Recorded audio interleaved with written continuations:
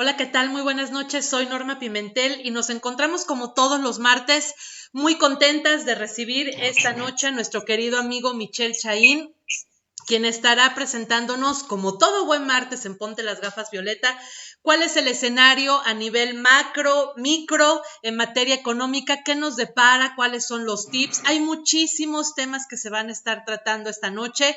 Entonces, ya saben, a todas las personas que se conectan todos los martes, porque ya saben que nos toca charlar del tema económico tan importante, pues no se vayan a despegar porque ya estamos más que listísimas. Y comentarles que pues desde el día de ayer y esta semana pues estamos probando un nuevo horario, las 9 de la noche. Esperemos que este horario sea todavía mucho más taquillero del de las 8 de la noche. Y bueno, pues cómo no va a serlo, porque tenemos aquí siempre súper invitadas e invitados de súper lujo. Como todas las noches, me da muchísimo gusto recibir a mi querida amiga Edurne Ochoa, quien también ya está listísima para ir detonando las dudas, las preguntas, las inquietudes y todo lo que nos interesa como sociedad saber para poder pues empezar a prevenirnos y tomar acciones para la recuperación en la vía económica. Mi querida amiga, ¿cómo estás? Hola amiga, muy bien, buenas noches. Como bien lo dices, en este nuevo horario, 9 de la noche, vamos a ver qué tal. Esperemos que todo vaya funcionando. Creo que ahora ya todo el mundo está en casita, más tranquilos, tranquilas, porque hay que decir que todavía hay gente que se sigue desplazando por actividades esenciales. Y si no, pues también las propias actividades del día a esta hora igual y nos permite estar todavía más relajados o relajadas viendo su programa Ponte las Gafas Violeta. Es un gusto saludarte, querida amiga Mitch. Buenas noches, como todos los martes. Un montón de temas, muchísimas cosas que platicar. Seguramente se nos quedarán varios, como siempre, en el tintero, pero bueno, encantada de verlos, de verte, amiga, esta noche en Ponte las Gafas Violeta. Mitch, ¿cómo estás? ¿Ya listísimo para bombardearnos y dejarnos así? Yo hoy no tengo vinito, hoy es coquita light, pero de todos modos ya estoy más que lista. Inhalo, exhalo y bueno, me preparo para ver cómo está el escenario económico. Muchísimas gracias, buenas noches, Durne, buenas noches, Norma. Buenas noches, desde luego, también a todas las personas que nos acompañan. La verdad es que el horario me gusta, yo siempre sigo desvelado, entonces, por mí, entre más tarde mejor. Y además, como ustedes dicen, yo creo que es un horario donde ya saliste, los que tienen que salir para trabajar ya están en la casa, ya estás más tranquilo, ya puedes como que chachareártela más viendo, comiendo, ¿no? Y en ese sentido, pues miren, yo traigo varios temas, dos me parecen incluso anecdóticos, son de esos temas donde yo creo que el presidente López Obrador, lejos de tener disgusto o tener algún tipo de no predilección por los economistas, en realidad nos quiere mucho porque se ha convertido en nuestro mejor publicista. Desde que el presidente López Obrador está en el poder, me he vuelto bastante más popular, todo el mundo me habla para preguntarme algo, entonces creo que lo que quiere es reactivar la actividad del gremio, que son el tema del IVA y la polémica que podría parecer bastante ociosa, pero creo que al final del día no lo es, respecto al IVA en temas electrónicos, como es el caso de Netflix, pero también tenemos dos, tres, cuatro temas que son coyuntura, pero mucho más trascendentes, que también podemos explicar. Por un lado, se nos quedó pendiente de la semana pasada platicar, que a ustedes les gusta mucho el tema, de hecho yo lo conozco por medio de ustedes, el índice de paz México 2020, que además no lo comentamos la semana pasada, pero esta semana casa muy bien, porque recientemente el presidente presentó este cambio de estrategia en la política de seguridad nacional, donde literalmente se está haciendo un acuerdo que se ha publicado en tu querido Diario Oficial de la Federación, Norma, donde ya dan a la instrucción de manera formal para que el ejército salga de los cuarteles y se incorpore a lo que debería ser la Guardia Nacional con una dirigencia que es civil nada más de forma, porque en realidad es un tema militar vestido de policía civil. Y entonces creo que esos dos pueden casar muy bien. Tenemos el tema de la ley Bonilla, que creo que, aunque es un tema eminentemente legal, sí influye, e influye para bien en el tema de la confianza hacia el exterior, entonces no me gustaría dejar de tocarlo. Y de último momento brincó el tema de las universidades aquí en Puebla, que yo creo que ese también lo podríamos tocar. Como son muchos y son muy variados, yo les propongo, ¿por qué no lo vemos en dos bloques? En el primer bloque le entramos al tema del IVA, le entramos al tema del PIB, le entramos al tema de la ley Bonilla, hacemos una primera tanda, y nada más quiero decir que no se nos vaya, porque esa es la semana perfecta para comentarlo, y le entramos al tema del índice de paz y al tema de la Guardia Nacional. Me parece perfecto. Yo aquí voy checando los tiempos y les digo, ok, últimos minutos, cambiemos al bloque 2. Voy a hacerle de moderadora. Va a depender mucho de las dudas que generemos en el auditorio, pero yo creo que nos podemos ir rápido. Ahora sí que empiezo por el principio, que es el PIB. Y no es que el PIB sea como el Big Bang o como el séptimo día después de la creación, pero el PIB al final del día es un indicador que muchas veces se ha convertido en uno de los villanos favoritos. Pero yo creo que esto es, o sea, desde luego tiene mucho de justificación, tiene mucho de discursivo, en el sentido de, oye, fíjate que estamos mal, no tenemos argumentos, vete contra el indicador, di que el indicador está mal. Esa parte, si bien no es muy lógica, de hecho es una falacia, pero es entendible. A mí lo que me llama mucho la atención son cuando les preguntas por qué el PIB, es escuchar un poco los razonamientos. Les voy a decir una tontería, pero es un poco lo que pasa con el PIB. Imagínate, Edurne, que estuviste enfermita, que de repente te sientes mal y te pones el termómetro. Pasan los 3 minutos, lo sacas, revisas el mercurio si es de los viejitos o ves la pantallita y resulta que tienes 37 de temperatura. Y tú agarras y avientas el termómetro y dices, caray, es que no me está dando mi nivel de colesterol. No, porque el termómetro es para medir tu temperatura. Si necesitas saber tu grado de colesterol, tienes que hacerte otra serie de pruebas. Eso es un poco lo que pasa con las críticas que normalmente se manejan en contra del PIB. Oye, es que no está tomando en cuenta los aspectos culturales del país. Sí, efectivamente, no los está tomando. Es que fíjate que no está tomando el avance que hemos tenido en temas de anticorrupción y en apertura democrática. Sí, efectivamente, no lo está tomando. Porque la gran virtud del PIB es su sencillez. El PIB no te miente, es Producto Interno Bruto. Es decir, mide el valor de la producción en una área geográfica identificada, una área geográfica determinada, en un cierto lapso de tiempo. ¿Y eso qué es lo que promete que te va a decir? En México te lo dice muy bien, porque tenemos un muy buen instituto que es el INEGI. Y de hecho, tan es bueno el INEGI que no solo te da el PIB con cifras definitivas, antes te da uno con cifras oportunas, que ya tiene una variación mínima, y además, en un tema de oportunidad y de transparencia, tiene un indicador oportuno, y es el índice global de la actividad económica, cuya metodología no es tan sólida como la del PIB, pero te da mucha mayor oportunidad para irlo reportando mes con mes. Si en algún momento alguien quisiera meter la mano y, como se dice normalmente, cucharear los datos del PIB, lo primero que veríamos serían inconsistencias entre las cifras finales del PIB, las oportunas, y el comportamiento de del IGAE. En ese sentido, la verdad es que en México se maneja bien y se maneja además con mucha oportunidad. De ahí que un poco pues hay que matizar que también parte de la riqueza que tiene el PIB por su misma sencillez es que es muy fácil de utilizar como insumo para otras mediciones. Y ahí me sale mucho, o sea, desde el PIB per cápita, que es el PIB que nos corresponde a cada uno de los ciudadanos, hasta índices mucho más complejos donde puedes empezar a medir otro tipo de variables. Lo que sí me parece importante, pues es que el producto sí o sí se tiene que seguir midiendo, porque si no medimos el producto, pues es como querer manejar una fábrica que hace cajas de cartón y que nosotros tengamos un programa de calidad para que la impresión en la caja de cartón sea HD y que me digas que por estar verificando la calidad de la impresión vas a dejar de medir cuántas cajas producimos. No, pues estamos confundiendo la gimnasia con la magnesia. Y en ese sentido, pues el PIB, insisto, es una variable que se mide y que además tiene otra gran ventaja. Te da comparabilidad contigo mismo a lo largo del tiempo, es decir, podemos comparar, gracias a que tenemos un indicador como el PIB, pues cómo se está viendo la crisis de ahorita en comparación con la del 94 o en comparación con la del 30 y tantos o en comparación con la del 2008. Es decir, en la medida que el PIB es una metodología muy consistente que viene desde la época de la reconstrucción después de la Segunda Guerra Mundial, que es cuando Klutet saca el indicador y lo toman los grandes organismos internacionales, el PIB y el Fondo Monetario Internacional, hace que tengamos series de tiempo muy, muy largas que nos permite estudiar bien el fenómeno.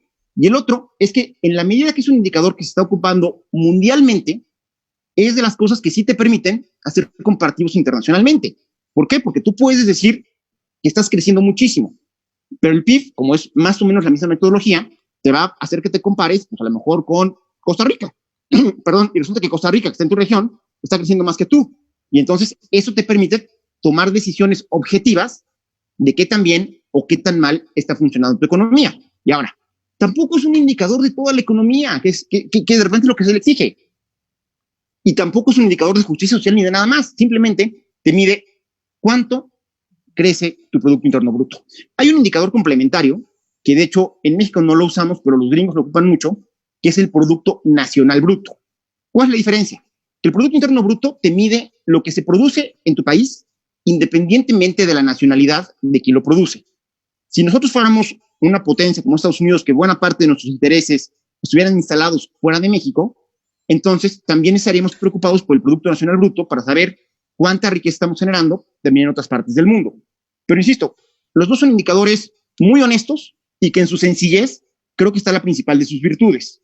Ahora, cuando escucho las declaraciones de que hay que preocuparnos por la parte espiritual y no nada más con lo material, pues con todo gusto. Nada más que me digan con cuántos Aves Marías, hago mi declaración ante el SAT y con todo gusto nos ponemos a platicar, ¿no? Digo, para que se pareja la cosa. Y de eso me lleva al segundo punto, que de verdad, cuando los empecé a leer, hasta me reí, pero luego ya vi que la discusión sí era en serio. Y es porque de repente nos encontramos que el Netflix, fundamentalmente, que es yo creo que el servicio de streaming más popular en todo el mundo, nos habían subido el precio. Y nos habían subido en plena sana distancia, pues porque le empezaron a aplicar un impuesto al valor agregado que antes no pagaba. Y como suele suceder, aunque es algo que los economistas tratamos de evitar, pero como suele suceder en las discusiones, digamos que se dan entre los no especialistas, la discusión siempre se da en términos de buenos o malos. Como economista, lo primero que te enseñan es que nada es bueno y nada es malo. Nosotros partimos de un principio terriblemente positivista, es más, irrealmente positivistas, en el cual nosotros nos dedicamos a describir la realidad y los juicios morales serán para otros momentos. Bueno, en realidad, cuando platicamos en la calle, pues normalmente, para hacer, digamos que más fácil la plática, es como lo solemos plantear. Y entonces la pregunta que todo el mundo me hizo fue, ¿quién es el malo? ¿El gobierno o Netflix? Y la respuesta es que todos son malos. Literalmente todos son malos. ¿Por qué? Y déjenme contarles la historia completa.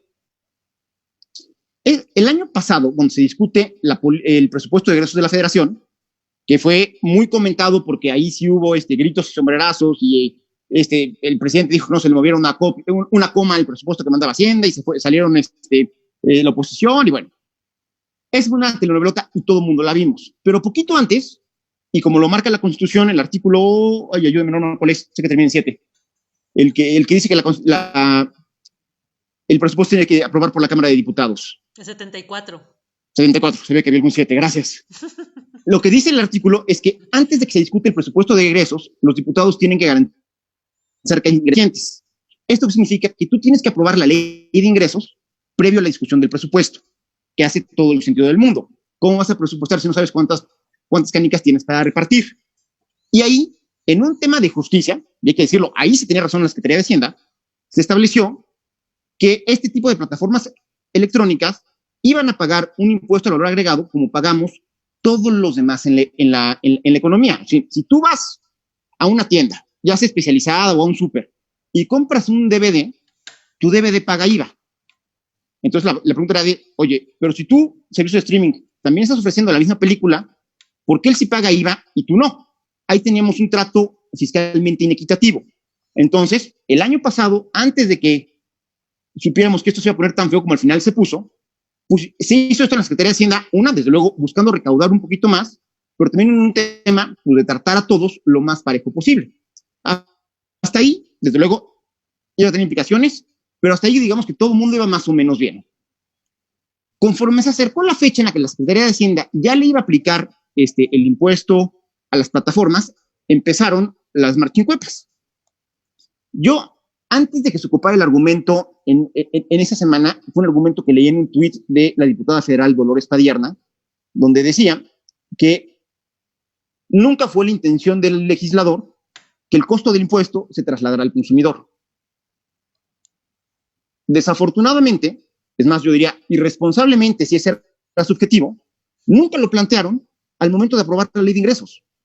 Entonces, una intención que no plasmas en la ley cuando eres legislador, una de dos.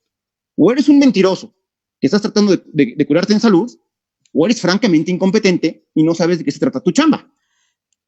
Sí, correcto.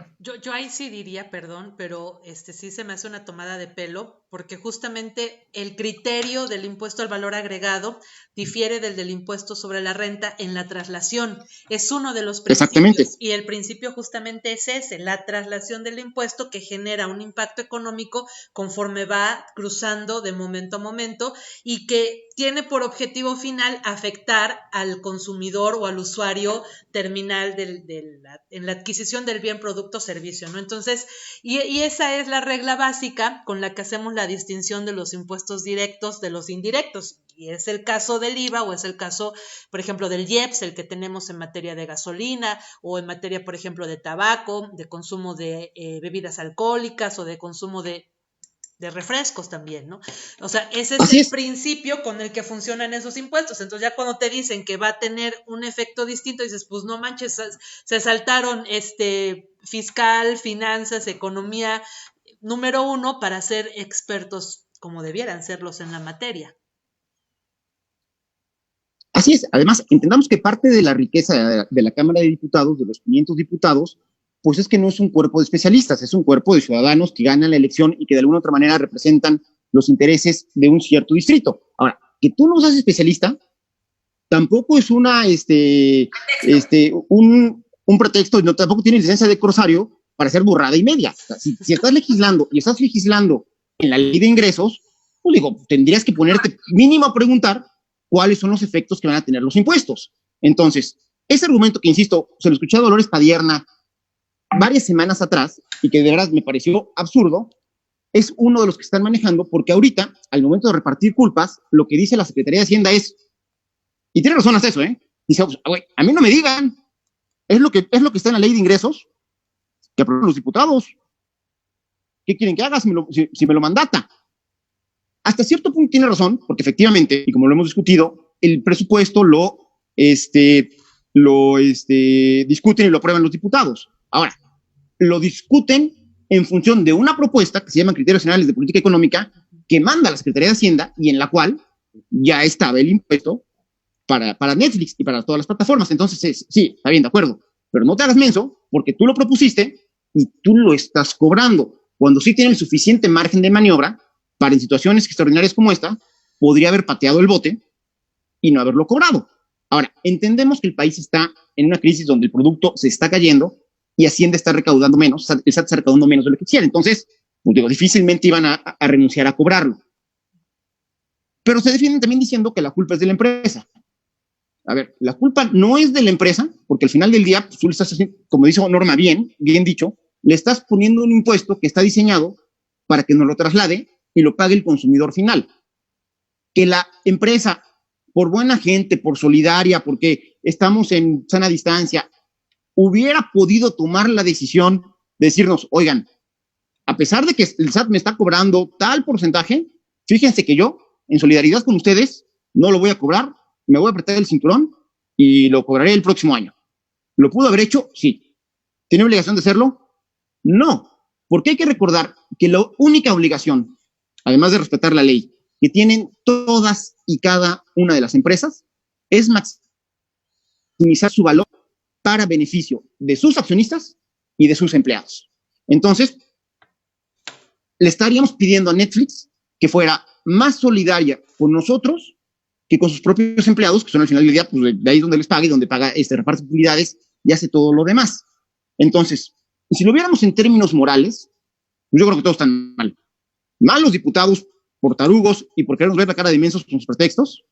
Mal la Secretaría de Hacienda, porque nos está nuevamente queriendo dar a tole con el dedo. Y mal Netflix, porque sí tuvo una gran ventana de oportunidad para verse como una empresa solidaria, como ha habido otras muchas empresas que están solidarizando, y simple y sencillamente no lo hizo. Ahora, ¿alguien está haciendo algo ilegal? La verdad es que tampoco.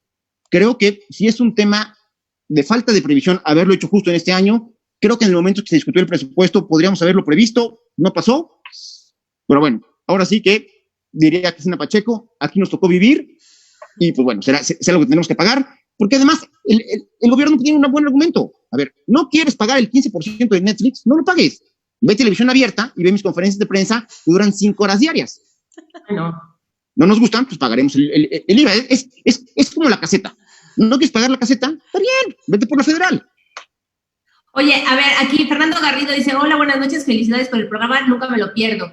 Es súper interesante lo que dicen del Producto Interno Bruto, porque el presidente ha reiterado que hay que hablar de bienestar en lugar del PIB. Sin embargo, el IPS de México 2019 también es un índice que nos permite afirmar que existe una correlación entre ambos.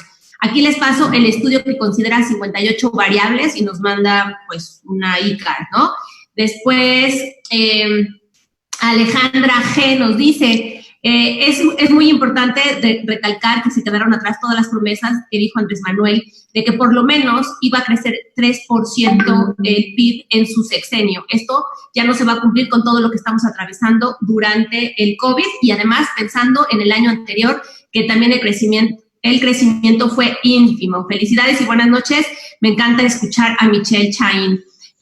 Luego igual nos dicen que si ya leímos la nota, nos dice Gloria Lara, ya leyeron la nota de Coneval que dice que el aumento de la pobreza por la pandemia será brutal. Eso es muy revelador y habla justamente de por qué ahora el presidente le quiere cambiar el nombre de PIB a bienestar, para que entonces su bienestar sea medido en sus programas sociales y asistencialistas.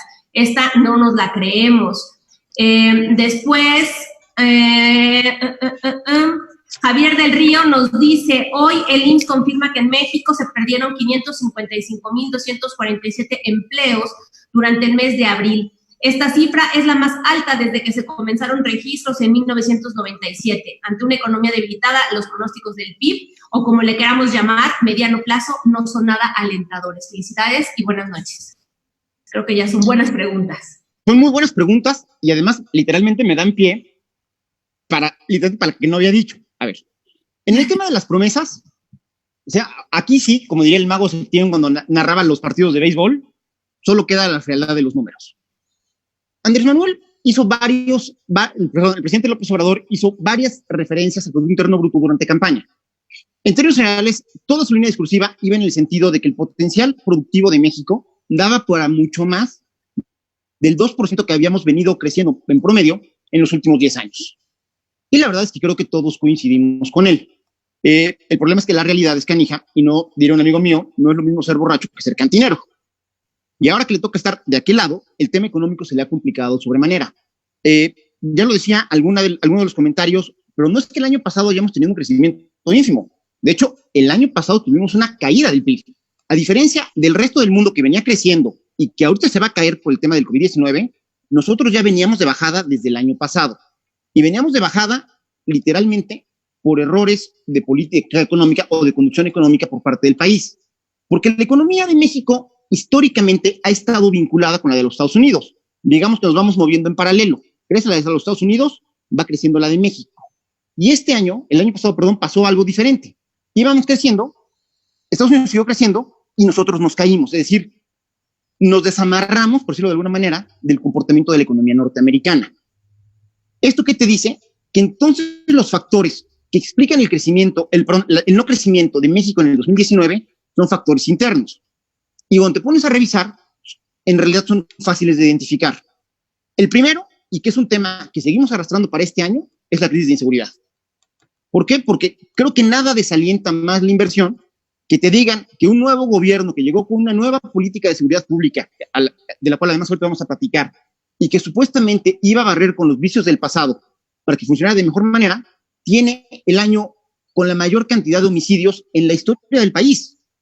Entonces, eso de entrada, a cualquier inversionista le dice, a ver, déjame revisar antes del tema de invertir en México. Y eso se suma con una crisis de confianza. La crisis de confianza se genera porque lo primero que buscan los inversionistas son reglas claras que se respeten. Es decir, tú como país eres libre y soberano para decidir cuáles son las reglas del juego en tu cancha. Si me dices que vamos a jugar tenis, voy de raqueta. Pero lo que no le gusta al inversionista es que de manera arbitraria le cambies esas reglas.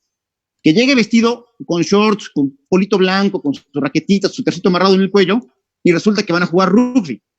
No, espérate, compadre, yo no vine a esto.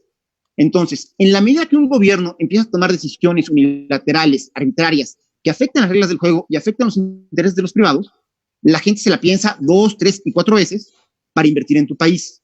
Y es lo que ha venido sucediendo con México desde poquito antes que el presidente López Obrador tuviera su toma de protesta, cuando se hizo la consulta sobre la cual se tomó la decisión de cancelar el aeropuerto de la Ciudad de México, que iba a estar en Texcoco. Fue una consulta totalmente irregular, totalmente mínima en términos de cuanto a participación, que no la supervisó nadie, con una pregunta totalmente tendenciosa, y desde ahí los empresarios dijeron, oye, con esa facilidad nos vas a estar cambiando las reglas, pues espérate, vamos a ver en la práctica cómo te manejas. Y la verdad es que la práctica les ha dado la razón en muchos sentidos. Está el caso de la cervecería en Baja California, está el caso, pues, por ejemplo, de la elección de la comisionada de derechos humanos a nivel nacional, donde el Senado rompe sus propias reglas del juego.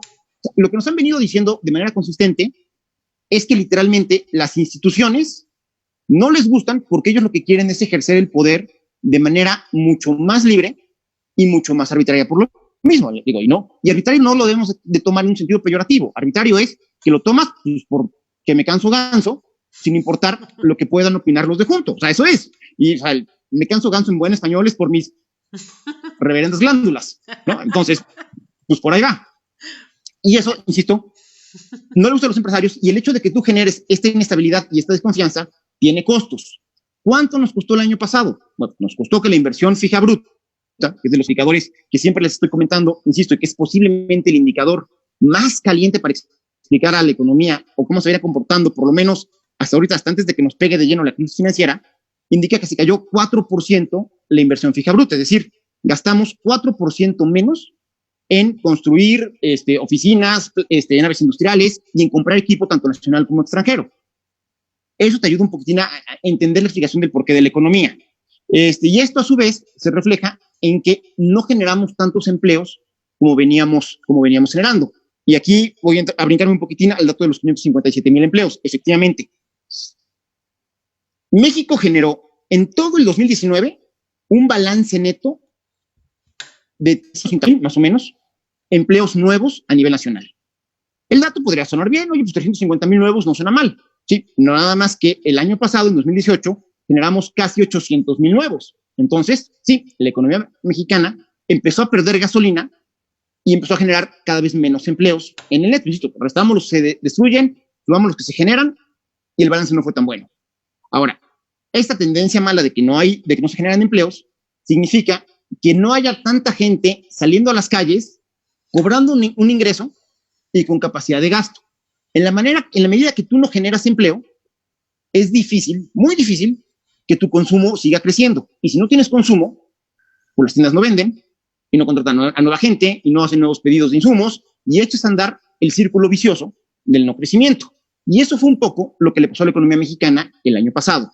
Ahora, y en esas condiciones, tú le pones encima el sartenazo que está haciendo la crisis internacional, pues obviamente, si ya de por sí estábamos medio borrachitos, pues esto nos pega mucho más que el resto de los países. Y explica lo que nos está diciendo de los 557,000 empleos, que la verdad yo no había visto el dato, se los tomo por bueno, que reporta el IMSS que estamos perdiendo. Es decir, en lo poquito que vamos de la crisis económica, los datos nos están dando la razón a quienes dijimos que esta era una crisis que venía por el lado de la demanda y que en la medida que viene por el lado de la demanda te dejan de comprar y que la primera consecuencia que íbamos a ver es que muchos pequeños y medianos negocios iban a cerrar y en la medida que cierres dejas ir a tu gente o muchos iban a tener que dejar ir a sus empleados para poder seguir operando. Lo que nos dice este dato del IMSS, que es brutal, es darnos la razón en que el diagnóstico que nosotros teníamos era el correcto y que entonces la política del presidente López Obrador está mal enfocada, porque tendríamos que estarle dedicando más lana a cuidar a los pequeños y medianos negocios, que son 4.1 millones en el país, para que no cierren. Y si ellos no cierran, no deberías de tener estos datos de desempleo. Y esto, y me brinca, me los preguntaron como si fuera pregunta palera de la mañanera para que encaminara toda la explicación, y esto nos lleva al tema del Coneval. ¿Por qué? Porque medir la pobreza parece chiste, pero es muy complicado. Una, porque a nivel de percepción, la pobreza es muy subjetiva. Todos nos sentimos pobres en este país. O sea, yo he escuchado a empresarios, casa en Atlisco, casa en Puebla, coche de lujo, camionetota, es que ando bien pobre. No, tú no andas pobre. O sea, no, por definición no puedes estar pobre. Con todo respeto, el gobernador no puede salir a decir que nosotros los pobres. O sea, su nivel de vida, sus condiciones de vida, están muy por encima de la media del país. Pero cosa curiosa, la clase media de México se identifica a sí misma como pobre. Tú platicas con un chavo, una chava que es profesionista, que tiene su crédito y ahí como puede va pagando su departamentito, que tiene su coche chiquito pero su cochecito, y dice que amolados estamos. Sí, a lo mejor estás viviendo por debajo de tus expectativas, pero espérame, no eres pobre. La pobreza es algo mucho más fuerte y te habla de un tema de desigualdad que va más allá de un tema aspiracional. La pobreza es no poder contar con los insumos mínimos pues, para vivir. Y en ese sentido, lo que tenemos en México es una medición de la pobreza muy bien estructurada y que intelectualmente, que conceptualmente es muy ambiciosa. Porque lo que es la base del diagnóstico es reconocer que en México tenemos un país tan desigual y tan diverso que medir la pobreza únicamente por el ingreso no es suficiente. En el resto del mundo, en términos generales, es el estándar, así más o menos, puede variar. Si tú ganas menos de $2 diarios, te consideran pobre. Si ganas menos de $1 diario, te consideran pobre extremo. ¿Cuál es el problema que tenemos en México? A lo mejor la señora de las memelas vende las memelas más picudas de la ciudad de Puebla y le va muy bien. Y gana $10 diarios. Si ocupáramos el estándar normal de pobreza, ella no la deberíamos de contar como tal. Sin embargo, dadas las características de México, sí tiene muchas carencias sociales que la ponen en riesgo. Ejemplos. Pues resulta que la señora no tiene piso firme, tiene piso de tierra en su casa. Entonces, tanto ella como su familia va a estar enfermándose de manera constante del estómago, porque ahí están los microbios, no van a ser tan productivos como debieran, los chavos no van a ir a la escuela, se van a atrasar, aunque vayan a la escuela, van a estar enfermos, no van a poder aprovechar todo el conocimiento, que después los va a permitirse competitivos, y eso se vuelve un lastre que te impide trascender tu situación de marginación. Lo mismo pasa con el agua entubada, con el hecho de tener drenaje, con el tema del hacinamiento. O sea, hay cualquier cantidad de familias en el país que viven 6 personas en un cuartito. A ver, eso es un foco de contagio. Ya no digas para coronavirus, o sea, para que te dé cualquier enfermedad cutánea, todo te puede dar en esas condiciones de hacinamiento. Que no tengas educación, si no tienes el nivel de educación mínimo para la generación en la que naciste, por ejemplo, en mi generación, la educación básica y obligatoria era hasta primaria. Entonces, una persona que nació cuando yo nací, lo mínimo que debería tener es la primaria terminada. Si no la tienes, estás en condiciones totalmente desiguales, pues para que puedas desarrollarte. Y lo mismo pasa con el tema de la seguridad social. ¿Por qué? Porque la seguridad social, al final del día, te permite que ante una emergencia, si doña Chonita, la de las memelas, se tropieza y se luxa el tobillo, pues lejos de dejar de trabajar y tener que gastarse todo su lana ahorrada en que la atiendan, pues por lo menos hay una institución que como quiera que sea, y a pesar de todos los cambios que le han hecho, pues ahí sigue y le estamos garantizando un cierto tipo de atención médica. Entonces, en el caso de México estamos viviendo la pobreza en función del ingreso, pero también del acceso a seis satisfactores sociales básicos, que son más o menos los que les platiqué. Si tú ganas menos del $1 diario y además tienes menos del acceso a esos 3 indicadores, eres pobre extremo. Si tú ganas los $2, o más de los $2, pero te faltan los 6 satisfactores, sigues siendo pobre, porque estás en una situación muy vulnerable. Entonces, la medición de la pobreza en México, sí, es compleja. No todo el mundo entiende lo que hace el Coneval, que es que mide la pobreza, pero metodológicamente es muy sólida. Y curiosamente, se relaciona mucho con el empleo formal. ¿Por qué? Porque la única variable que te permite de golpe atender la mayor parte de los temas que miden la pobreza, tanto el tema del ingreso, como el tema de la seguridad social, como el tema alimentario, como el tema educativo, y como muchos temas que incluso tienen que ver con la infraestructura en la que vives, se resuelven cuando la gente tiene un empleo con todas las prestaciones de ley. O sea, no es lo mismo ganar 100 pesos y gastarte 50 en el doctor, que ganar los mismos 100 pesos y saber que puedes ir al IMSS o al ISSSTE o a donde te corresponda. Y donde además, pues, mal y como sea, pero estás teniendo un poquito de dinero para el retiro, que es la Afore, y estás abonando para eventualmente poderte construir o poder comprar una casa, es el tema del Infonavit. Entonces, el hecho de que alguien tenga un empleo formal o no lo tenga es lo que cambia diametralmente las perspectivas de vida de una familia, donde además tenemos un país, y estos son datos del Centro de Estudios Espinosa Iglesias, que a raíz de la salida del doctor Cárdenas y que entró Roberto Vélez, que además tengo que presumirles que es, junto con otro amigo, los únicos 3 economistas que salieron de mi generación en el colegio. Lo que se me dice que Roberto le ha dado muy buen impulso es todo este tema de la rigidez que hay en México para la movilidad social. Lo que nos dice el CEI es que si tú naciste, imagínense que dividimos a todas las familias del país en un edificio de 10 pisos y cada uno es un decil. Si tú vives en el penthouse, estás en lo mejor que puede vivir el país. Pero este país es tan desigual que un director de alguna empresa que gane 80,000 pesos vive en el mismo piso que Carlos Slim. Es decir, es tanta la desigualdad acumulada que en realidad la diversidad que tienes dentro del decil más alto es inmensa. Pero si tú vives en los 2 pisos más bajos, es decir, en los 2 deciles con más carencias sociales, es dificilísimo que tú al final de tu vida hayas podido cambiar de piso, hayas podido subir. De hecho, el dato es, lo voy a decir de memoria, me puede fallar, no me acuerdo si es que únicamente el 30% o el 40% de toda la gente que vive en los 2 primeros deciles logra salir de ahí para que sus hijos vivan otra perspectiva de vida. Entonces, pues la verdad es que todo este tema se conjuga, y termino con el tema que nos están diciendo del indicador, porque sí, a ver, y lo decía un ex jefe mío, lo primero que tienes que hacer para combatir de verdad, de manera sostenible en el tiempo la pobreza, es generar riqueza. Esto no significa que generes riquezas y que Carlos Slim se vuelva el hombre más rico del mundo, que gane 8 veces más que Jeff Bezos de Amazon. No. A ver, tienes que generar riqueza, pero riqueza, y es la segunda observación, que tú vayas a canales por medio de los cuales va a poder irradiar al resto de la economía. Lo que sí es un hecho es que si no creces, el pastel que tienes para repartir tampoco crece, pero los invitados a la mesa sí. Cada año hay 2% más de mexicanos.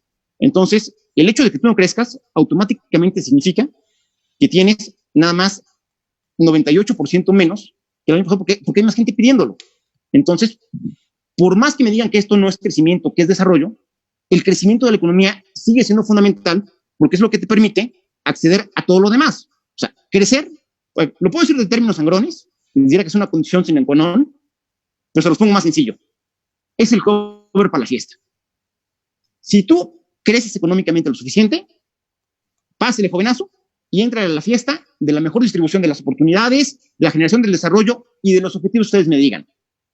Pero si tú no creces como economía, te vas a quedar en la cadena afuera. Oye, Mitch, aquí igual dice Adriana Jaramillo, felicidades, buenas noches, no me pierdo los martes el programa con Michelle Chaín. Dice, oigan, yo creo que esto va en el sentido de lo que hemos venido diciendo desde hace mucho tiempo, las que somos ecofeministas. Mira, ya está ecofeminista. Y dice, hablar de bienestar y de felicidad es lo mismo que invisibilizar el problema de los feminicidios. Han cambiado justamente los indicadores, las palabras claves, para darle la vuelta a lo que no han podido resolver. Justamente hoy se presentan en diferentes notas que la CEPAL ha declarado que México, de todo Latinoamérica, será quien crezca en pobreza extrema. Se calcula que un 6.5% será lo que crecerá la pobreza extrema en nuestro país. Esto es finalmente un reflejo de lo que se quiere dejar de hablar, de invisibilizar. Por eso tenemos que decir las cosas como son y para eso está el uso adecuado del castellano. Las cosas tienen un significado, hay que decirlas, solo así se podrán combatir. Felicidades y buenas noches por el programa. Así es, totalmente de acuerdo, y es hasta un tema generacional, ¿eh?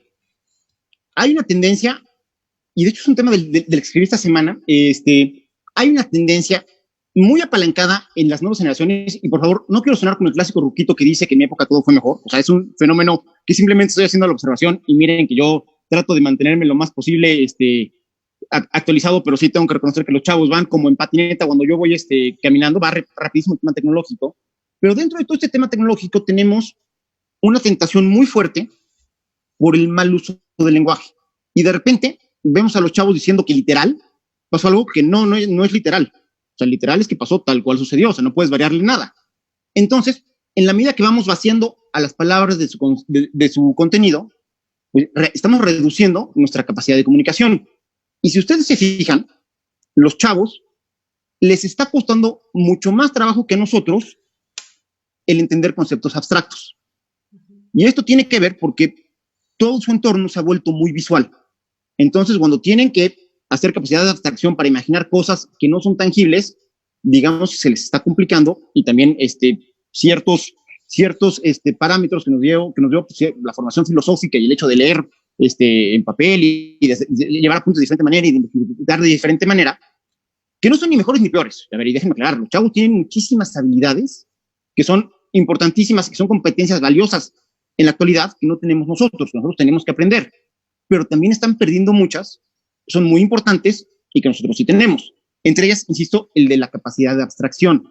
Ahora, ¿cuál es la consecuencia de cuando tú no tienes capacidad de abstracción o tienes una capacidad de abstracción reducida y además estás acostumbrado a cambiarle el sentido a las palabras?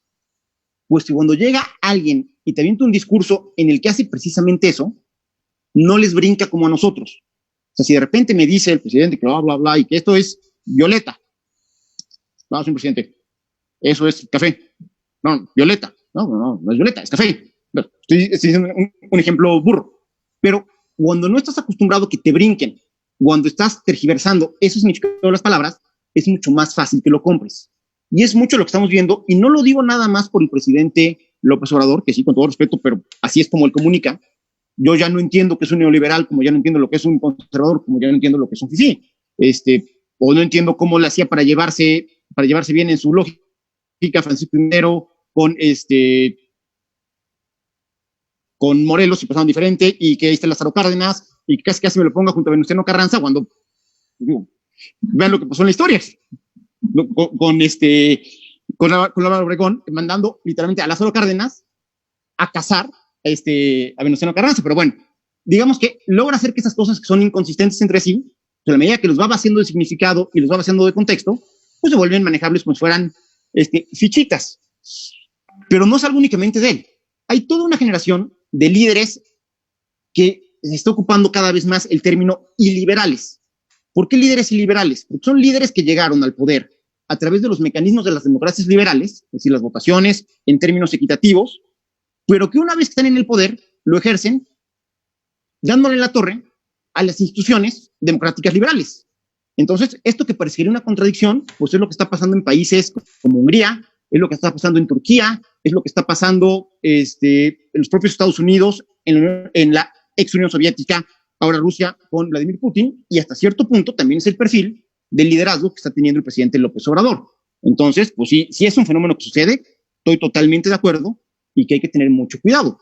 Y donde al final, pues lo que está diciendo es, a ver, esto es tan absurdo, la discusión que estamos teniendo del PIB, como decir que fuimos a jugar tenis, donde sabemos que los puntos, o sea, que cada punto que pierdes, ganas o pierdes 15 puntos, y que a la hora que estás jugando el partido, te paras y le dices al juez de la silla, oye, yo creo que valgan 1. No, güey, no puede valer 1. O sea, este deporte funciona así porque así es como se cuenta.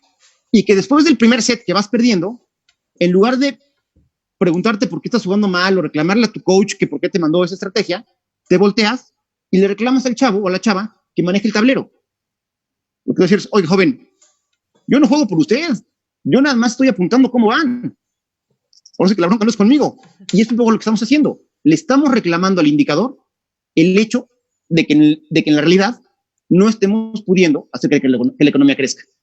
Así es. Aquí, saludos, dice Carol Águila, saludos, excelente info, Michelle Chaín. Y luego también por acá, es que, híjole, tengo que irme a las diversas plataformas. Por aquí voy a mandar igual algunos saludos que están llegando. Marco Antonio Prosperi, Norma Méndez, Alexandra Colontay. Ella, por ejemplo, menciona que la militarización y sus consecuencias para las pibas es un tema muy importante a comentar. En Argentina sabemos que ese control es complejo y que favorece a la reproducción de violencia. Igual, agradecer los saludos que está mandando Deyanira desde otra de las plataformas. Y yo quisiera también apuntalar lo que nos explicaba hace unos minutos Michelle respecto de los deciles. A mí me encanta cuando te escucho, de verdad, amigo, porque me remontas justo a este análisis que es la base para pues darle una justificación al porqué del sistema tributario de nuestro país.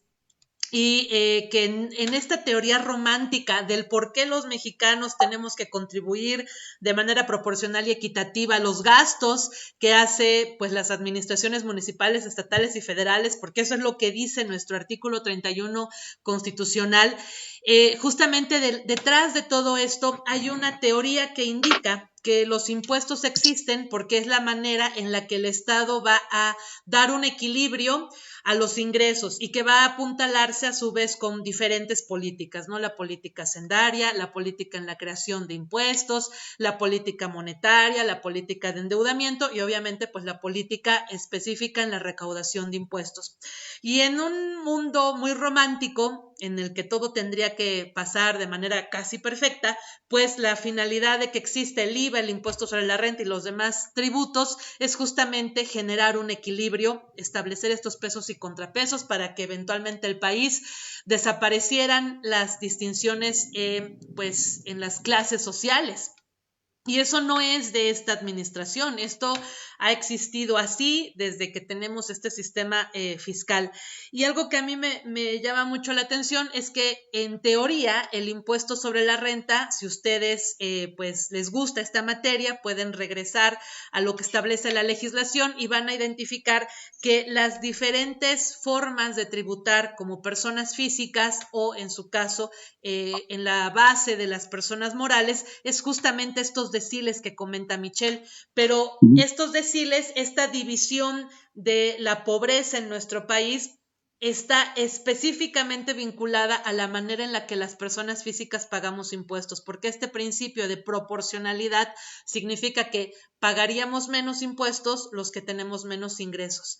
Pero ese último punto que mencionaba Michelle, que en el último nivel, en este penthouse, pues las diferencias se hacen mucho más notorias. La realidad es que también se hacen al momento de que pagamos nuestro impuesto sobre la renta, porque en el último bloque, donde se supone que tendríamos que pagar mucho más impuestos quienes alcanzaran ese nivel, pues también se abre mucho más la posibilidad de generar pues deducciones y que al final se termine tributando una cantidad menor. Entonces, ha sido muy interesante cómo a lo largo de los años hemos ido perdiendo la capacidad de debatir a fondo estos temas, porque yo le diría, por ejemplo, a mis exalumnitos de Derecho Fiscal o de Impuestos sobre la Renta, ¿quién se acuerda de esta división de deciles? Y que ahora creo que al momento en el que con tan al vapor se quieren hacer estas modificaciones, no solamente en el discurso,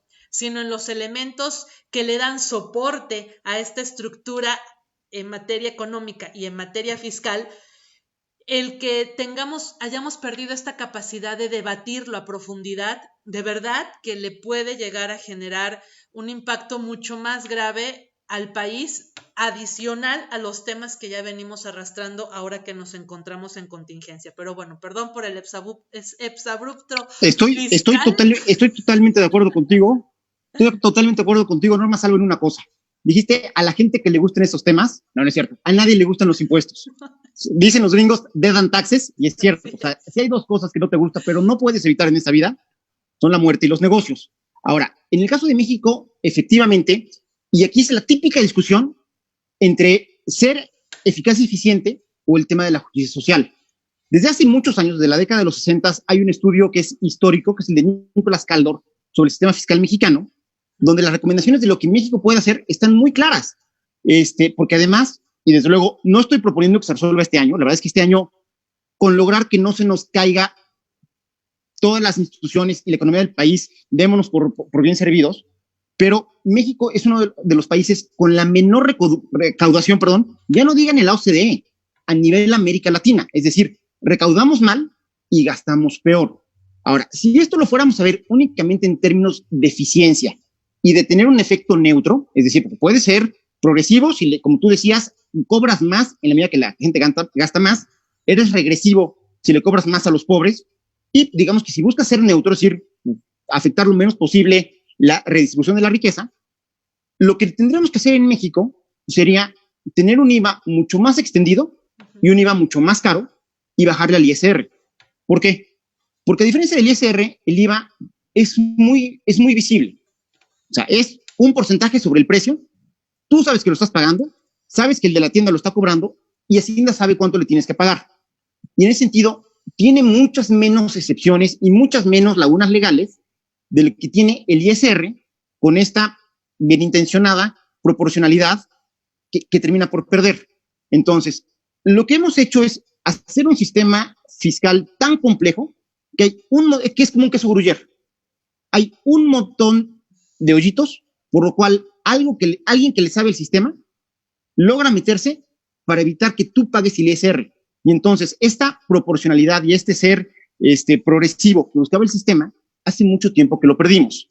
Pero por el otro lado, en algún tiempo fue tema de campaña política, el tema del IVA en alimentos y bebidas se volvió un tema tabú. Y entonces estamos entre una realidad que no nos gusta y una posibilidad que tampoco nos gusta. Pero un problema que al final del día nos está carcomiendo. Y donde además se refleja un tercer problema que yo creo que es el tema de fondo. ¿Qué demonios hacen con mis impuestos? Así es. Porque te voy a dar más impuestos y ahora le vamos a entrar al IVA con alimentos y bebidas. ¿A cambio de qué? No me estás dando mejor seguridad, no me estás dando mejor educación, no tengo mejores calles. Y la tenencia me la pusiste en el 68 para las Olimpiadas, seguía pagando para el pavimento y está de lágrima. Entonces, pues sí, en un sentido del pacto social que tantas veces hemos platicado, si nosotros estamos cediendo parte de nuestra libertad y parte de nuestra riqueza, pues creo que sí, como ciudadanos, a ver, no es un tema de grilla contra ahorita, es un tema que venimos arrastrando de muchos años y que ahorita, dadas las circunstancias económicas, parecería que toma más importancia, pero es, oye, Estado, yo te doy todo esto para que tú existas. ¿Dónde y cómo es mi contraprestación? Y si eso además le pones fenómenos como que platicábamos la semana pasada, que la corrupción nos cuesta entre el 5 y el 10% del PIB, de acuerdo a la OCDE, pues peor. Entonces, oye, para esto estoy pagando impuestos. Y de aquí entra el otro tema que también, eso también lo mencioné apenas, de la falta que hace ahorita, y eso sí es un tema de la coyuntura actual, obligar a que haya diálogo en este país.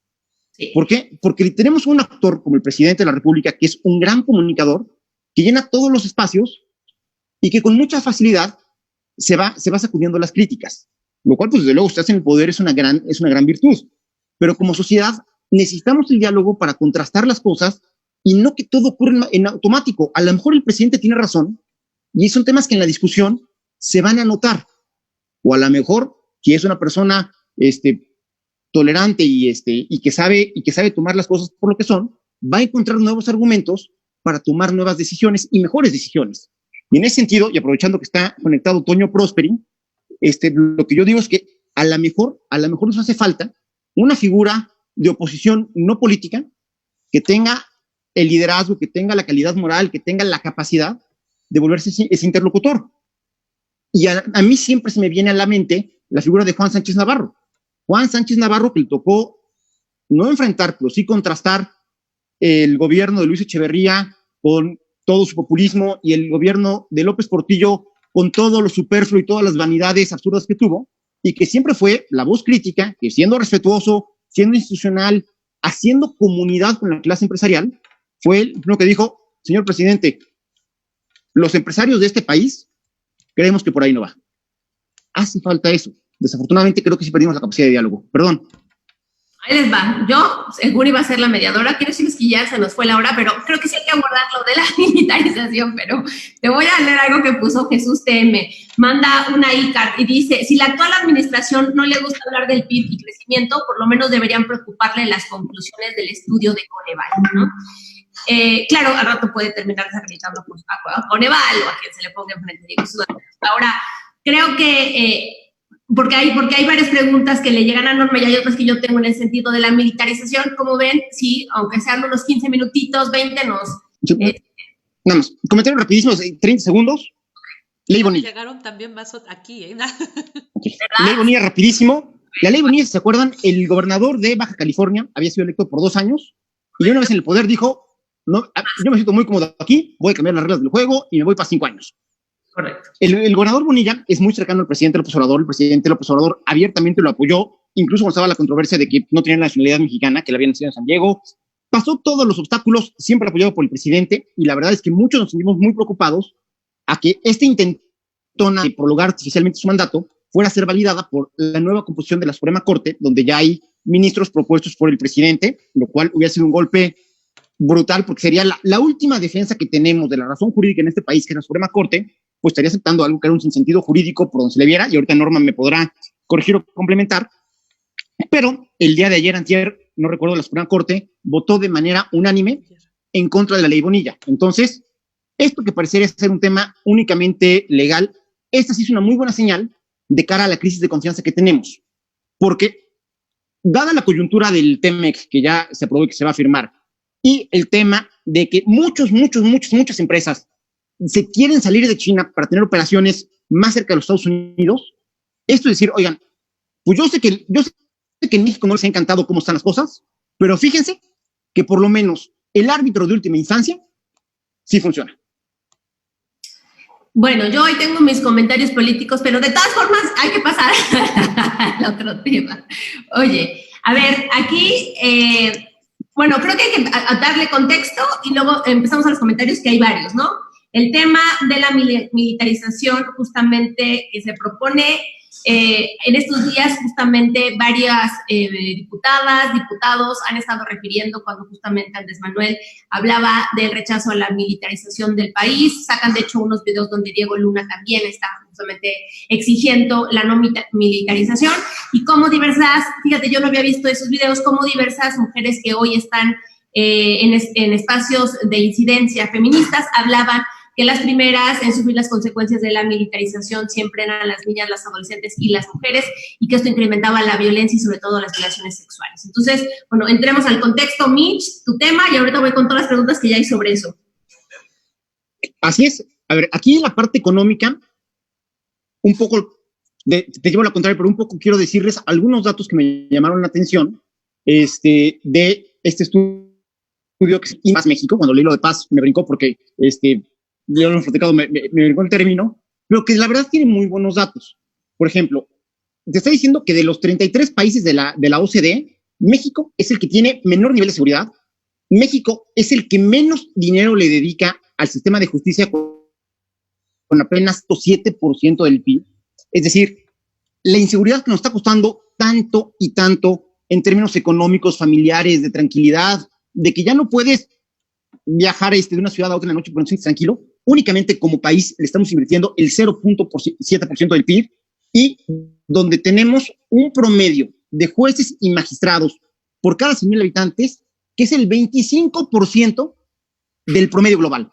Es decir, si el promedio son 4, nosotros tenemos un juez por cada 100,000 habitantes.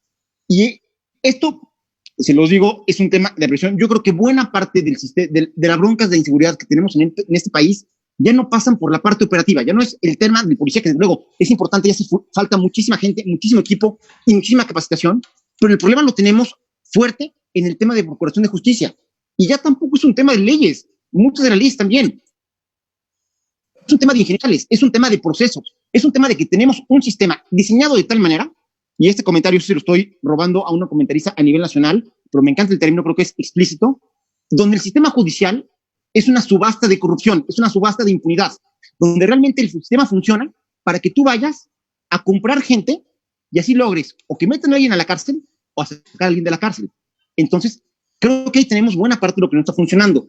Y otra cosa que nos dice este índice de paz es que la violencia le costó en 2019 a México 4.57 trillones de pesos. Es decir, de acuerdo a sus datos, que son estudio comparativo, o sea, no es que lo hayan sacado de la economía, pero es un poco hacer la equivalencia de cuánto cuesta lo que estamos enfrentando en materia de inseguridad, es el 21.3% del PIB. O sea, si ahorita nos estamos arrancando los cabellos y picando las pestañas, porque nos vamos a caer por ahí del 9% del PIB, la inseguridad nos cuesta más del doble de eso. Y, desde luego, el impacto económico de la violencia fue, haciendo este cálculo que ellos hacen, el impacto de la violencia es 8 veces mayor al impacto del dinero que le estamos dedicado a combatir. En ese sentido, partiendo de estos antecedentes, la gran apuesta de la actual administración había sido generar la Guardia Nacional, que nos los habían pintado como algo intermedio entre los G.I. Joes y los Carabinieri en Italia, pero que supuestamente te iba a dar un cuerpo lo suficientemente profesionalizado para que el ejército pudiera regresar a los cuarteles. Yo en algún momento le pregunté a una persona que forma parte del gobierno federal si esto era pues, como el tema que en su momento hubo con el presidente Zedillo, con la Policía Federal Preventiva, la famosa PFP, porque aparte yo vivía, cuando vivía en la Ciudad de México, vivía enfrentito a la sede de la PFP. Me dijo que no, ¿cómo crees que esto sigue en serio? Y al paso del tiempo, lo que tenemos hoy en día es que, dada la presión del presidente Donald Trump, la Guardia Nacional en realidad se convirtió en la border del Suchiate. Buena parte de los elementos de la Guardia Nacional se están dedicando a tratar de frenar la inmigración de los centroamericanos que vienen a México para poder cruzar a los Estados Unidos. Y que ante esta realidad y temas muy complejos que tenemos a nivel nacional, insisto, el año pasado fue el año con más homicidios dolosos en la historia del país y este año va el conteo hasta ahorita por encima de lo del año pasado. Supongo que es que el presidente toma la decisión de volver a sacar al ejército de los cuarteles, lo cual esperemos que en términos de operación funcione, pero es regresar a la política que tuvimos con el presidente Peña Nieto y a la política que tuvimos con el presidente Felipe Calderón. Entonces, pues resultó que lo malo no era tan malo porque nos están volviendo a regresar a eso. Y donde además me parece que estamos cayendo en el error que siempre se ha cometido y del cual se derivan además muchos de los problemas que hay a nivel social y muchos de los conflictos que hay con los derechos humanos, que es algo que sí o sí tenemos que salvaguardar. Y es que estamos sacando al ejército de los cuarteles para que haga actividades civiles para las cuales no está entrenado y no le estamos dando un marco de referencia de cómo tiene que comportarse. Y de ahí se deriva que nos vayamos a los dos extremos. O tengamos al ejército comportándose como ejército, es decir, como si estuviera repeliendo una invasión de otro ejército de otro país, porque para eso es el ejército, en el caso de los nacionales, o tenemos un ejército al que lo mandas a las comunidades sin armas y con instrucción explícita de no defenderse. Y en ese contexto es como se da la decisión. Ok. Bueno, aquí les voy a leer varias cosas que dicen sobre el tema de la militarización. A ver, déjame, porque tengo que, como estuvieron, los escribieron hace rato. Ok. Bueno, yo por aquí paso saludos, te manda saludos Lisette Cruz Garza, bueno, nos manda saludos a todas y todos, que es una querida amiga rotaria, y hay varios igual amigos y amigas rotarias que están conectados ahora. Les agradecemos mucho que nos estén acompañando y que además estén también compartiendo el contenido de este programa. Ya saben, los martes, todo el tema económico aquí con nuestro querido amigo expertazo del tema. Sí, espérame, es que estoy perdiendo dónde está el... Bueno, en lo que le encuentras nada más un último dato, cosa curiosa, en este índice, en el índice que hace, o en el ranking que hace el estudio de paz en México para el 2020, el estado más seguro es Yucatán, el segundo estado más seguro es Tlaxcala, tercero Chiapas, cuarto Campeche, quinto Nayarit, sexto Hidalgo, que Hidalgo la verdad es que siempre se ha mantenido en eso, siempre se hablaba que las ciudades más seguras del país antes éramos Puebla, Pachuca y Mérida. De ahí empiezan mis sorpresas. Séptimo lugar como entidad más segura, Coahuila, lo cual significa que Coahuila ha avanzado mucho, y seguramente está por ahí mi amigo Mar Rodríguez, que nos comentó la semana pasada y que es de allá, pero que a mí sí me sorprende. Durango, Veracruz como el noveno estado más seguro del país, y después de Veracruz nosotros. O sea, Puebla queda entre los primeros 10. Aguascalientes, Querétaro, Oaxaca, Tamaulipas, San Luis Potosí, Nuevo León, Baja California Sur. Luego viene una franja entre el lugar 18 y el 24 que es caliente por inseguridad y también por temas políticos, porque se ponen juntitos Sinaloa, Estado de México, Jalisco, Sonora, Michoacán, Ciudad de México y Tabasco. Es decir, si vemos a muchos de los que están alzando la manita pensando en lo que puede ser el país en 4 años y el origen del actual presidente, pues digamos que no están en las mejores condiciones. Y ya de ahí, Zacatecas, Morelos, Guerrero, Guanajuato en el lugar 28 a nivel nacional, lo cual es importantísimo dado el peso que Guanajuato tiene en términos de inversión, Chihuahua, Quintana Roo, Colima y Baja California. Así es como queda el ranking. Ok, aquí Alejandro Rubio dice, les mando un texto textual de lo que dice Juliana Miranda. Dice, ella es socióloga del Centro de Estudios Legales y Sociales. Ella comenta que tener un país militarizado trae consecuencias preocupantes como el hecho de reposicionar como actores políticos a los militares. Los aumentos exponenciales a violaciones a derechos humanos generan efectos institucionales de difusión de una cultura de violencia y autoritarismo, donde las muertes de mujeres son un aspecto tradicionalmente oculto por la violencia institucional, ya que casi no hay información sobre sus muertes y sus violencias específicas no lo ven como un problema. Felicidades y qué bueno que hablan sobre este tema. Luego aquí Fabiana R. nos dice, las consecuencias de militarizar un país tiene que ver con las mujeres, las niñas y las adolescentes porque no tenemos un correcto acceso a la justicia, como bien lo están mencionando. El gran problema es que se han registrado niveles brutales de violencia política, así como feminicida, y esto va relacionado con el ejercicio del poder masculino. La militarización es uno más de los poderes del patriarcado, en donde sus escaparates se amplían ante el control, el poder y la sumisión de las mujeres. De acuerdo a CEPRID, los contextos de militarización favorecen la reproducción de la violencia estructural contra mujeres y aumentan la impunidad. Las mujeres siguen siendo el blanco de la violencia institucional y social, quienes pagan los costos más altos. Esos son los comentarios y bueno, hace rato también recuerdo que Norma decía que había otros comentarios sobre el tema de la militarización, no sé de quién, pero bueno, o sea, viéndolo con esta perspectiva de género y justamente con esta mirada, ya desde hace muchos años justo habíamos venido diciendo las feministas que a las primeras involucradas, a las primeras que iba justamente a afectar de manera directa a un país militarizado es a las mujeres. Y es a las mujeres porque justamente los traslados, por ejemplo, en las comunidades, y había, yo me acuerdo en esa época, muy claros y muy reveladores. Hablaban de las distancias que las mujeres, por ejemplo, tienen que recorrer para ir por el agua, por ejemplo, que son caminos sinuosos, llanos, en donde hay mucha vegetación, en donde se abren paso justamente en estos espacios en donde no hay seguridad, no hay alumbrado público, etcétera, y son lugares como claves específicos para ser sujetas de violaciones sexuales tumultuarias, ¿no? Ese es un tema muy importante.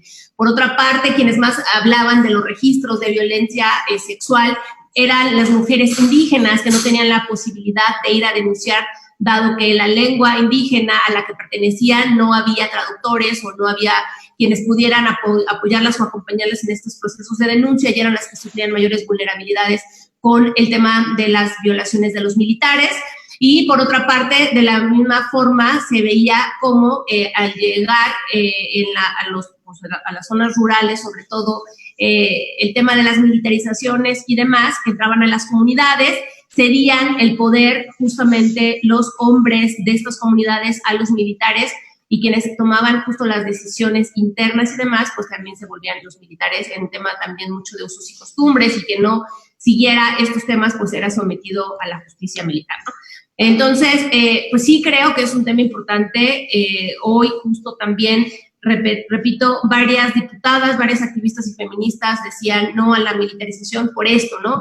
O sea, viendo justamente que las mujeres no tenemos acceso a la justicia, viendo justamente que no existen los mecanismos de denuncia, los niveles de impunidad que existen en este país y las cifras escandalosas, no era conveniente justo este tipo de medidas, que se podían generar otro tipo de mecanismos sociales, justamente institucionales, para que las mujeres no estuvieran en peligro. Pero pues todo parece indicar que pues lo que se diga o lo que se propone desde otros espacios o de otras palestras, pues es totalmente desdibujado, no escuchado, ¿no? Y no tomado en cuenta justo para la aplicación, pues, de estos mecanismos, ¿no?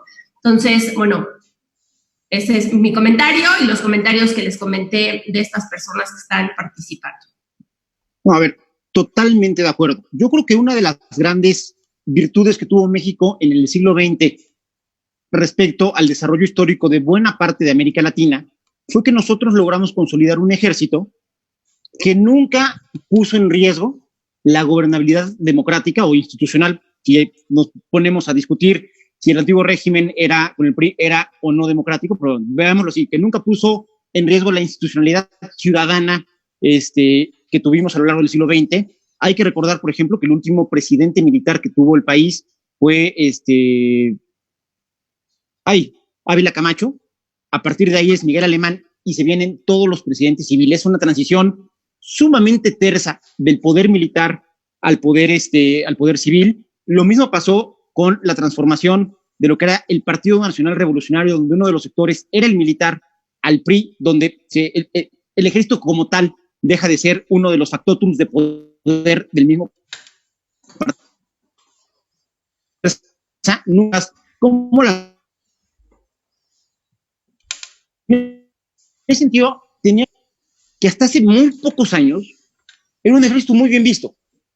Parte de la narrativa del régimen de la revolución es que, a diferencia del ejército elitista de Chile, en México teníamos un ejército del pueblo para el pueblo. Y este planteamiento lo retoma, como otros muchos de la época de la revolución, lo retoma el presidente López Obrador en campaña y habla de ese ejército idílico que tenía esta visión romántica y que era del pueblo para el pueblo. ¿Cuándo deja de ser el pueblo para el pueblo? Y cuando el ejército empieza a funcionar como ejército en nuestras calles. Vuelvo a lo mismo. ¿El ejército es bueno o es malo? Ninguna de las dos. Está en función de las circunstancias y de para qué lo quieres. Si el ejército va a salir de los cuarteles para ayudarnos cuando hay una desgracia con el plan de N3, es un buen ejército, desde luego que lo queremos afuera. Ahora, el problema, insisto, es que si estamos sacando al ejército de los cuarteles para hacer las veces de policía, nos estamos equivocando. El ejército está muy bien entrenado, pero no está entrenado para ser policía. Es como si de repente le pides al cuate que pone las ventanas que te arregle la instalación eléctrica. Pues sí, es buenísimo para las ventanas, pero no le sabe la instalación a la parte eléctrica. Tienes que contratar o tienes que formar un electricista.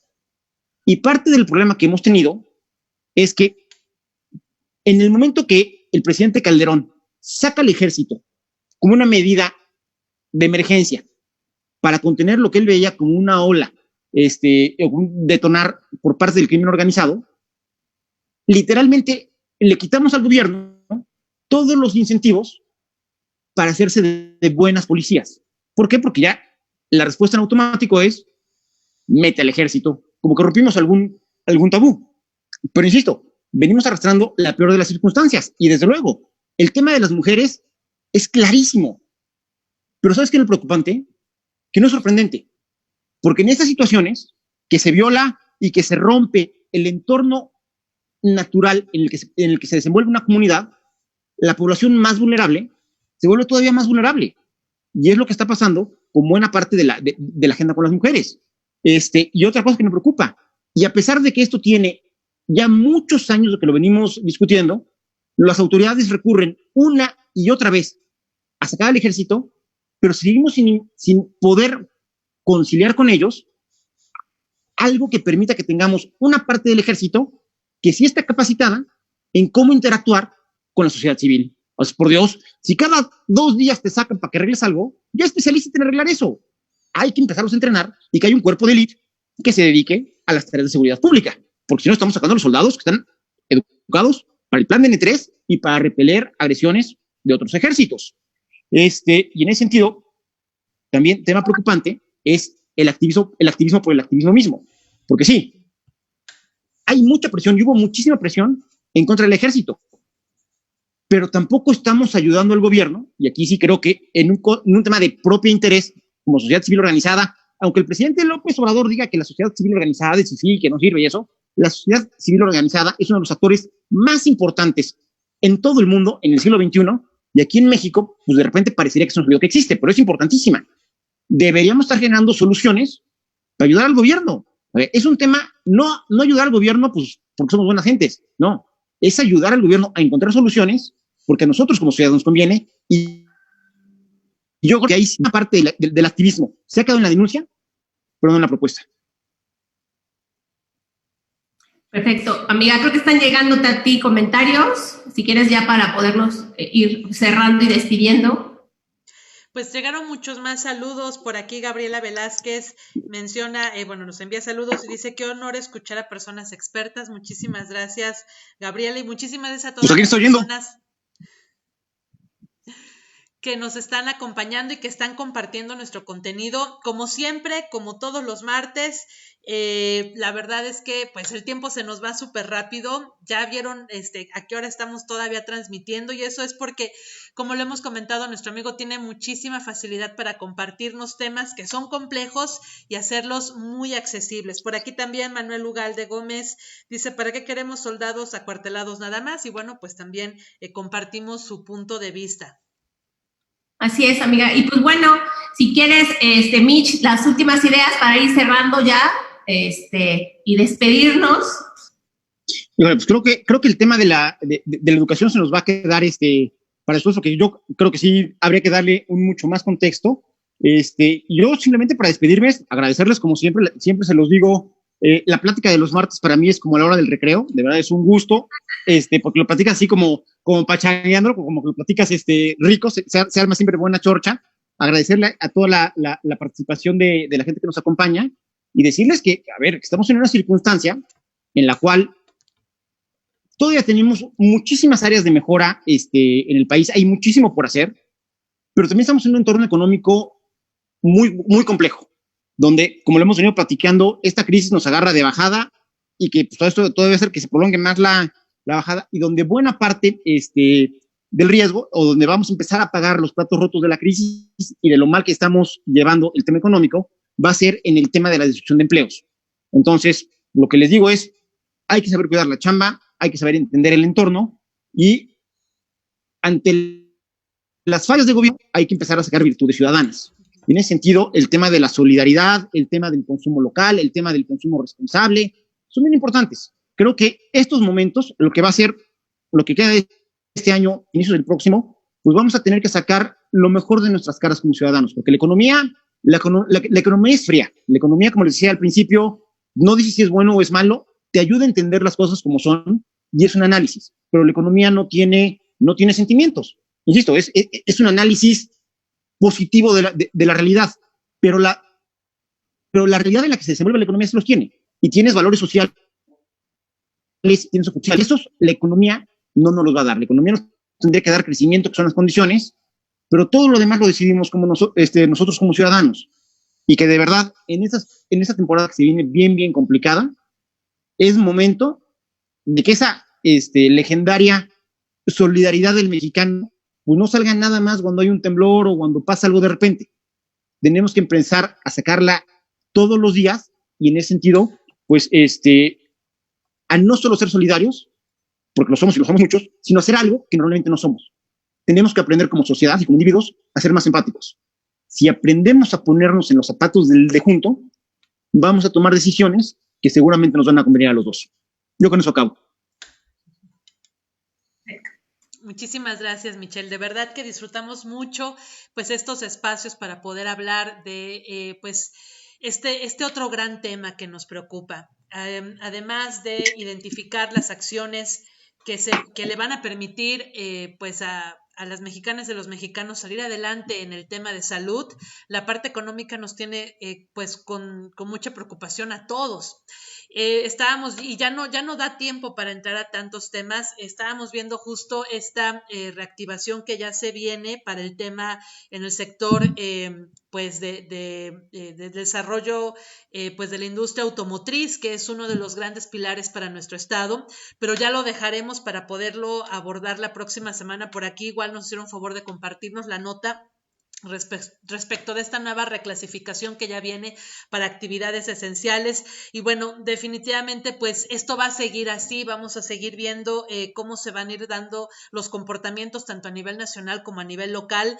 Por un lado, cada vez creo van a ser más grandes las discrepancias. Vemos una decisión a nivel nacional de generar reapertura en algunas actividades, y bueno, la decisión aquí a nivel estatal es que pues no sabemos todavía cuándo se van a dar la reactivación del resto de pues de los sectores, porque justamente pareciera que nos encontramos en uno de los picos, porque tampoco sabemos si va a ser el último y cómo se va a dar este comportamiento de los contagios de COVID. Entonces, sí necesitamos tener esta capacidad para poder ir identificando cuáles van a ser estos focos de referencia Por eso te agradecemos mucho, amigo, que tienes tú este tiempo que nos lo compartes, que se lo compartes a la audiencia de Ponte las Gafas, Violeta, y que construimos este debate, que además es un intercambio de opiniones muy rico, en el que les agradecemos mucho a quienes nos comparten sus ideas, esto, ¿no? El tener esta posibilidad de analizar junto con ustedes, de la mano de nuestro experto, estos temas que son tan relevantes. Muchísimas gracias, querido Mitch. Y bueno, ya se antoja tener estas charlas en persona también, y estoy segura de que ahora que esto pase, porque va a pasar, tendremos la oportunidad de seguir construyendo estas acciones desde la ciudadanía para fortalecernos en el entorno económico. Y ahí nada más rapidísimo para dejarlos picados para la próxima semana, como si fuera capítulo de Batman de los viejitos. En Wuhan, en China, se probaron algo así como 11 millones de pruebas de COVID ante el riesgo de que ya estén teniendo un rebrote en la ciudad que dio origen a todo esto. Y en el tema de la apertura de la industria automotriz, ojo, se está abriendo la industria para surtir a la industria gringa que ya está abriendo. Es decir, no lo estamos decidiendo nosotros. Así es, creo que esto es súper importante, Mitch, lo que comentas. Hoy yo también veía esto de nuevos brotes. Y bueno, también nada más para sumar, también justo las Naciones Unidas dice que vayamos pensando en que por lo menos México se va a extender el tema de confinamiento hasta agosto, septiembre, porque estamos justamente sin poder bajar la curva, sin poderla aplanar, y al contrario todavía no se sabe cuándo vamos a tener el pico más alto, y eso es bastante lamentable. Entonces, pues bueno, creo que sí va a estar muy bueno la próxima semana. De mi parte, les mando un fuerte abrazo, muchísimas gracias por como siempre estar en este espacio ahora con este nuevo horario, y pues nos vemos mañana, amiga. Mañana, ¿quién está con nosotras? Pues mañana tenemos miércoles de participación de organizaciones de la sociedad civil, entonces no se vayan a perder este espacio, porque pues ustedes saben que el objetivo de Ponte las Gafas, Violeta, es justamente seguir construyendo comunidad. Entonces mañana por aquí seguiremos aperturando el espacio justo para conocer acciones e iniciativas para reactivarnos como sociedad civil y pues para hacer mucho más llevadero este tiempo de cuarentena.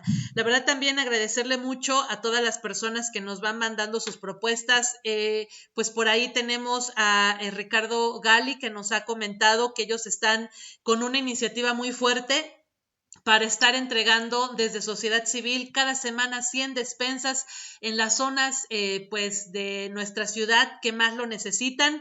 También pues felicitar mucho el esfuerzo que está lanzando por ahí nuestra querida amiga Mariana Mier para generar pues a través del uso de las redes sociales un estado o una sensación mucho más empática, que viene de entender, de identificar esta pues posición zen, para que pues todas las personas estemos mucho más equilibradas, con mucho ánimo, con las baterías súper recargadas, justo pues para seguir afrontando lo que implica el estar pues en esta época de cuarentena, recibiendo tanta información y bueno, siendo muy resilientes para salir adelante. Entonces mañana esperen por acá las sorpresas que tendremos desde este espacio reservado para las organizaciones de la sociedad civil.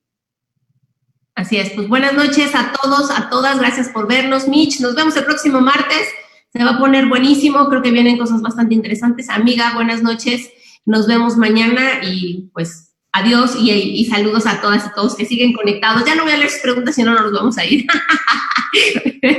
Pero que conste que por mí no se interrumpe el escándalo, ¿eh? Es que siguen mandando mensajes, pero es que si no, o sea, nos vamos hasta... Por eso, el próximo martes conéctense y seguimos con las preguntas y los comentarios. Y muchas gracias también a toda la comunidad que se conecta desde las diferentes plataformas, desde la plataforma de Boom Media MX, por ahí chéquenla, porque nuestro querido amigo hoy salió ahí en una encuesta muy interesante que nuestro amigo Badir Bojalil lanzó. Entonces no les digo de qué se trata, justo también para generar este seguimiento a la gran audiencia que tenemos también desde allá. Entonces entren a la página de Boom Media MX para que vean a dónde andan postulando a nuestro querido amigo Michel Chaín. Esto fue una noche de mucho aprendizaje de contenido, de creación de valor, y muchísimas gracias por habernos permitido llegar a sus hogares en una transmisión más de Ponte las Gafas Violeta. Soy Norma Pimentel y me dio muchísimo gusto pasar con ustedes esta noche. Les enviamos un abrazo, un beso virtual y les invitamos a que nos acompañen de entrada mañana, que es miércoles de ONGs, y la próxima semana con nuestro querido Michel Chaín, que ya dejó muchos temas, y todos los que se acumulen durante esta semana. Excelente noche, nos vemos mañana.